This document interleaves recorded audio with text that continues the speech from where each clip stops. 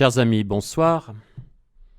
Nous nous retrouvons pour ce temps de prière et de méditation nourri de la parole de Dieu. Cette semaine de prière mondiale pour les missions, je vous propose de lire et de méditer avec le livre du prophète Jonas. Nous avons entendu les premiers chapitres, comment Jonas a été appelé par Dieu pour aller annoncer la conversion à Ninive, la grande ville païenne, celle des méchants. Comment aussi Jonas s'est rebellé contre Dieu et comment il a fui loin pour pas obéir à Dieu.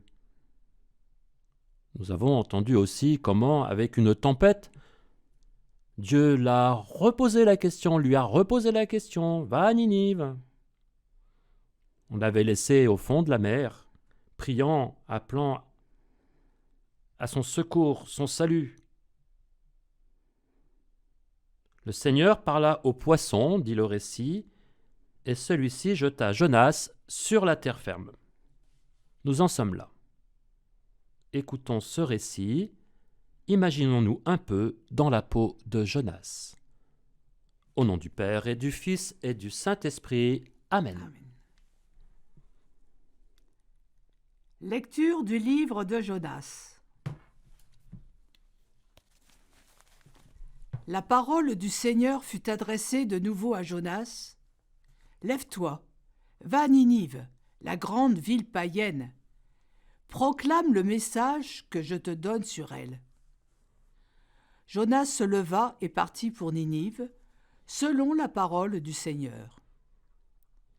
Or, Ninive était une ville extraordinairement grande.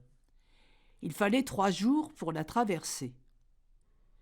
Jonas la parcourut une journée à peine, en proclamant « Encore 40 jours et Ninive sera détruite. » Aussitôt, les gens de Ninive crurent en Dieu.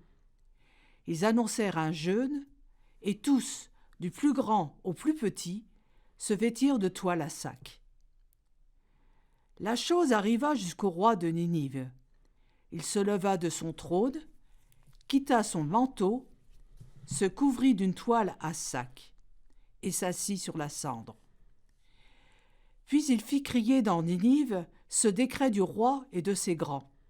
« Hommes et bêtes, gros et petits bétail, ne goûteront à rien, ne mangeront pas et ne boiront pas. Hommes et bêtes, on se couvrira de toile à sac, on criera vers Dieu de toute sa force. Chacun se détournera de sa conduite mauvaise et de ses actes de violence.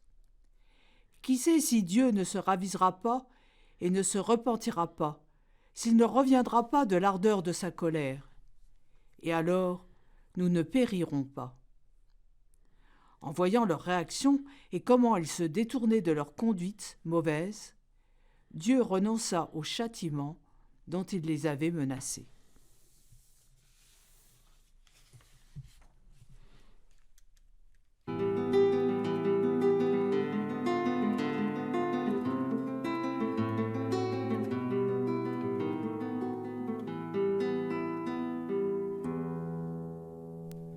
Quatrième épisode de notre récit, où l'on voit que la parole de Dieu est agissante, efficiente, comme disent les théologiens.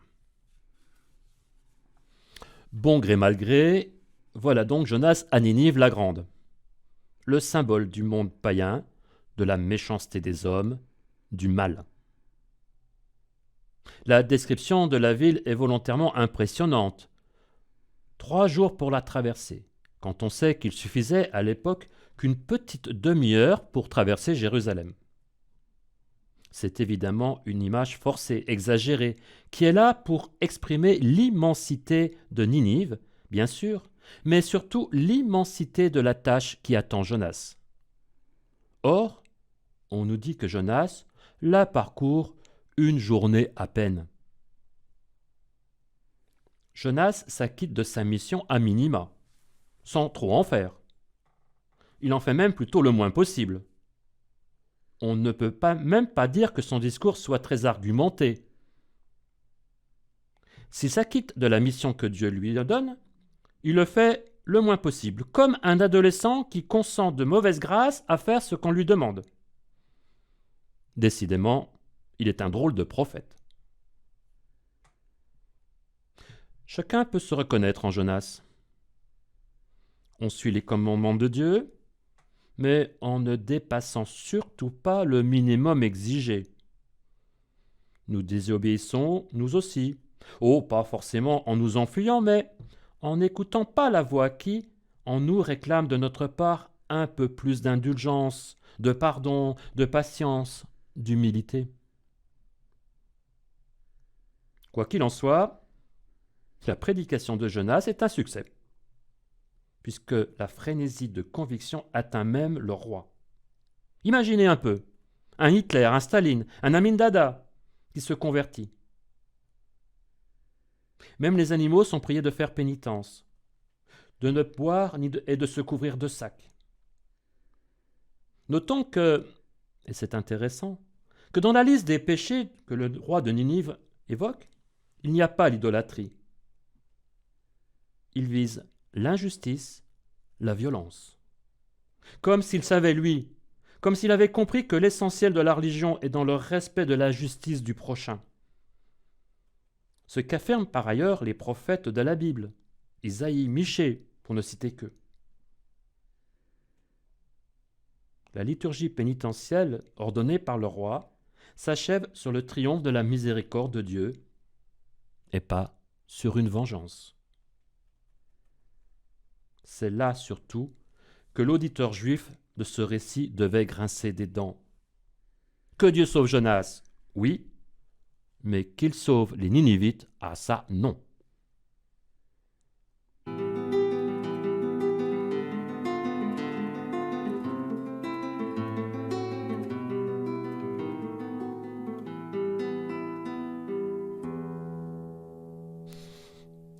Remarquons aussi une expression importante dans les paroles du roi qui dit « Qui sait si Dieu ne se ravisera pas et ne se repentira pas ?»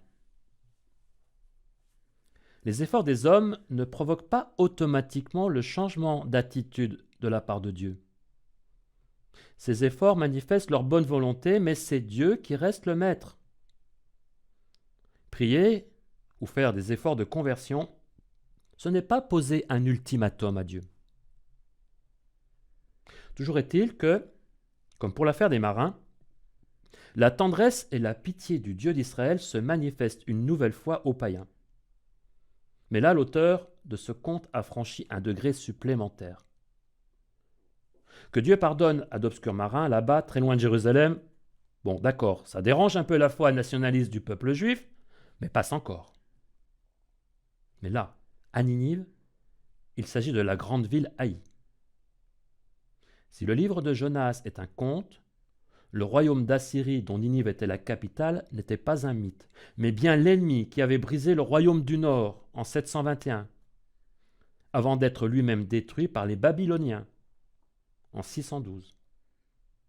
Ninive représentait à l'époque, aux yeux de Jonas et de son peuple, à peu près ce que représente le régime nazi pour le peuple juif au XXe siècle. Elle est le symbole de l'injustice, de la cruauté, de la violence, du sang versé. Et voilà Dieu qui accueille la conversion de ses habitants sans l'ombre d'une hésitation. C'est pour cela que Jonas avait fui. Il se doutait bien que Dieu agirait ainsi. Mais il ne voulait pas être complice de ce qui est pour lui humainement insupportable. Avouons, oui, avouons, que nous comprenons bien Jonas. En voyant leur réaction et comment ils se détournaient de leur conduite mauvaise, Dieu renonça au châtiment dont il les avait menacés. Ainsi se conclut ce 3e chapitre.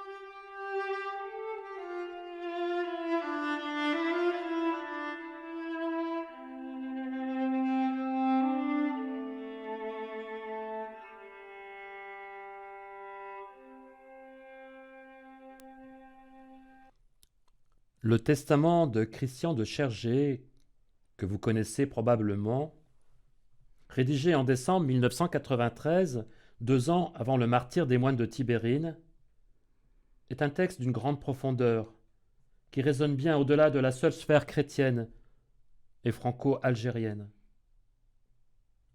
Comment lisait-il le livre de Jonas? Comment, nous, ne pas l'entendre en écho à la difficulté de notre cœur à rejoindre la miséricorde infinie et universelle de Dieu?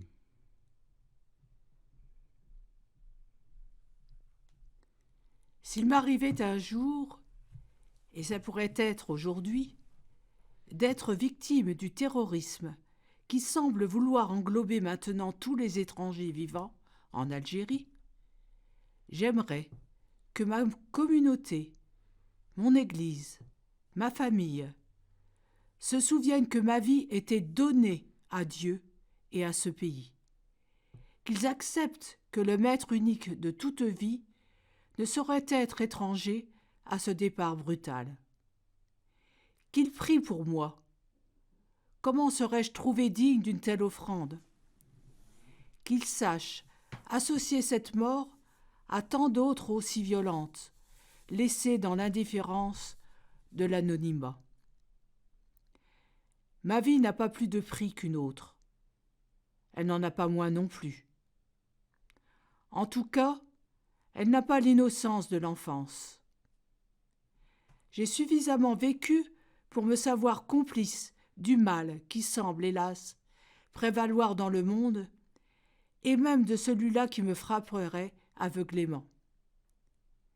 J'aimerais, le moment venu, avoir ce laps de lucidité qui me permettrait de solliciter le pardon de Dieu et celui de mes frères en humanité, en même temps que de pardonner de tout cœur à qui m'aurait atteint. Je ne saurais souhaiter une telle mort. Il me paraît important de le professer. Je ne vois pas, en effet, comment je pourrais me réjouir que ce peuple que j'aime soit indistinctement accusé de mon meurtre. C'est trop cher payer ce qu'on appellera peut-être la grâce du martyr, que de la devoir à un Algérien, quel qu'il soit, surtout s'il dit agir en fidélité à ce qu'il croit être l'islam. Cette vie perdue, totalement mienne, et totalement leur. Je rends grâce à Dieu qui semble l'avoir voulu tout entière pour cette joie-là, envers et malgré tout. Dans ce merci où tout est dit désormais de ma vie, je vous inclus, bien sûr, amis d'hier et d'aujourd'hui, et vous, ô mes amis d'ici, aux côtés de ma mère et de mon père, de mes sœurs et de mes frères, et des leurs, centuple accordés comme il était promis. Et toi aussi, l'ami de la dernière minute, qui n'aura pas su ce que tu faisais. Oui, pour toi aussi je le veux, ce merci et cet adieu envisagé de toi. Et qu'il nous soit donné de nous retrouver, larrons heureux, en paradis, s'il plaît à Dieu, notre Père, à tous deux.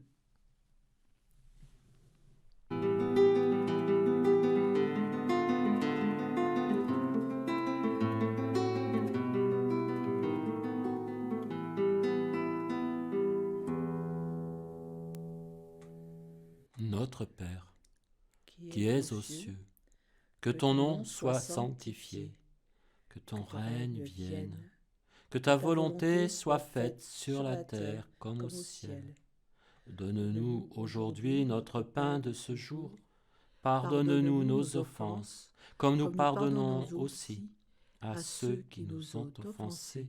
Et ne nous laisse pas entrer en tentation, mais délivre-nous du mal. Car c'est à toi qu'appartiennent le règne, la puissance et la gloire, pour les siècles des siècles. Amen. Prions. Dieu qui a envoyé ton Fils pour nous sauver, regarde avec bonté tous ceux que tu aimes comme un Père. Et nous qui croyons au Christ, accorde-nous la vraie liberté et la grâce d'être des témoins de ta miséricorde. Par Jésus-Christ, ton Fils, notre Seigneur, qui vit et règne avec toi dans l'unité de l'Esprit, aujourd'hui et pour les siècles des siècles. Amen. Que Dieu Tout-Puissant vous garde, qu'il vous bénisse, le Père, le Fils et le Saint-Esprit. Amen.